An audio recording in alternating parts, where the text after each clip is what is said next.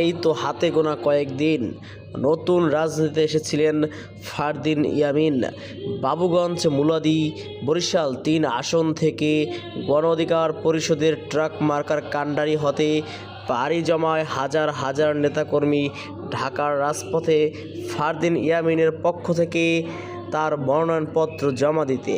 এ সময় ঢাকার রাজপথে উপস্থিত ছিলেন বরিশাল জেলা গণ অধিকার পরিষদের সভাপতি HM শামীম রেজা, উপস্থিত ছিলেন বরিশাল জেলার গণ অধিকার পরিষদের সাধারণ সম্পাদক HM হাসান।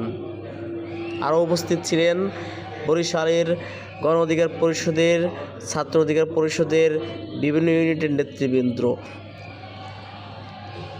24 তারিখ রোজ শুক্রবার বিকাল 4টার দিকে ঢাকা প্রেস ক্লাবের সামনে থেকে হাজার হাজার নেতাকর্মীদেরকে নিয়ে মিছিলের মাধ্যমে কার্যালয়ে পৌঁছান ফারদিন ইয়ামিনের সমর্থকরা।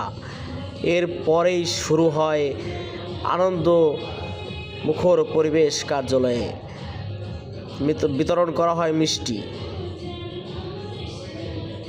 বরিশাল, মুলাদি এবং বাবুগঞ্জের সাধারণ জনগণের আশা, ফারদিন ইয়ামিনই হবে পরবর্তী সংসদের সংসদ সদস্য বাবুগঞ্জ এবং মুলাদি আসন থেকে।